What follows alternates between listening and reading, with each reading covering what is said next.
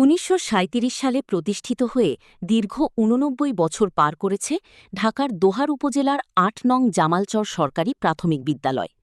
শিক্ষার আলো ছড়ানোর দীর্ঘ ইতিহাস থাকলেও বর্তমানে প্রতিষ্ঠানটি ধুঁকছে জীর্ণ ভবন, শিক্ষক সংকট এবং শিক্ষার্থীর অভাবে। বর্তমানে নেই বিদ্যালয়ে ম্যানেজিং কমিটি। একসময়ের মুখরিত এই বিদ্যাপীঠটি এখন যেন অবহেলা আর দুরবস্থার প্রতিচ্ছবি। সরেজমিনে গিয়ে দেখা যায় বিদ্যালয়ের পুরনো ভবন ১-এর অবস্থা অত্যন্ত শোচনীয়। ২০০১ সালে নির্মিত ভবনটির ২টি কক্ষের প্লাস্টার খসে পড়ছে। কক্ষের সামনের অংশে ভেন্টিলেটর অর্ধেক থাকলেও আর অর্ধেক নেই। ছাদের কংক্রিট উঠে গিয়ে মরিচা ধরা রড বেরিয়ে এসেছে অনেক আগে। কাঠের দরজাগুলোতে ধরেছে ঘুণ, যা যে কোনো সময় ভেঙে পড়ার অপেক্ষায়। পুরনো ভবনের ২টি কক্ষ ব্যবহারের অনুপযোগী হয়ে পড়ায় ২০১০ সালে পুনর্নির্মিত ভবন ২-এর মাত্র ২টি কক্ষে চলছে শ্রেণীর পাঠদান। ভবন ১ ঝুঁকিপূর্ণ হওয়া সত্ত্বেও কক্ষ স্বল্পতার কারণে একটি কক্ষে জীবনের ঝুঁকি নিয়ে শিক্ষকগণ অফিসিয়াল কার্যক্রম পরিচালনা এবং আরেকটি কক্ষে কোমলমতি শিক্ষার্থীদের শ্রেণী কার্যক্রম পরিচালনা করতে হচ্ছে। প্রতিষ্ঠানের প্রধান শিক্ষিকা রওশনারা বেগম জানান, বর্তমানে বিদ্যালয়ে মোট ১২৪ জন শিক্ষার্থী রয়েছে। এর মধ্যে প্রাক প্রাথমিক ১৮ জন, প্রথম শ্রেণী ১১ জন, দ্বিতীয় শ্রেণী ২৩ জন, তৃতীয় শ্রেণী ২৫ জন, চতুর্থ শ্রেণী ৩৩ জন, পঞ্চম শ্রেণী ১৪ জন। শিক্ষার্থী কমে যাওয়ার কারণ হিসেবে তিনি জানান, স্থানীয় অভিভাবকরা এখন সরকারি এই জীর্ণ বিদ্যাপীঠের চেয়ে বেসরকারি বা কিন্ডারগার্টেন স্কুলগুলোর প্রতি বেশি ঝুঁকছেন।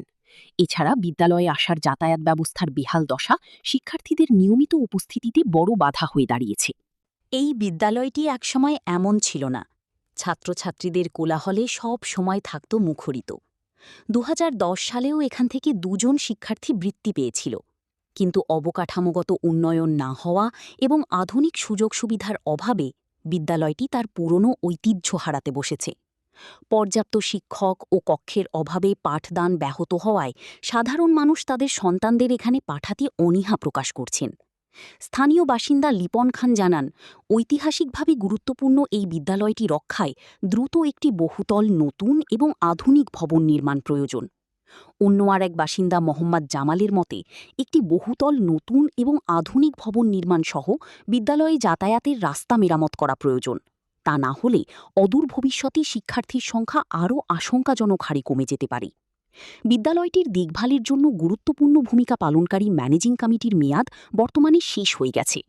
তবে প্রধান শিক্ষিকা আশাবাদ ব্যক্ত করে বলেন, অতি শীঘ্রই নতুন ম্যানেজিং কমিটি গঠন করা হবে, যা বিদ্যালয়ের উন্নয়নে সহায়ক হবে।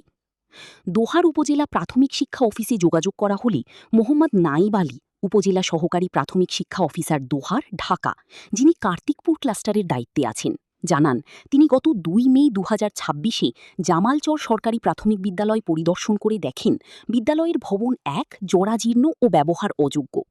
ভবন ২-এর ২টি কক্ষে পাঠদান কার্যক্রম চলমান আছে। তিনি আরও যোগ করেন যে নতুন ভবন নির্মাণ করা অতি প্রয়োজন, যা অনলাইন পরিদর্শনে উল্লেখ করা হয়েছে।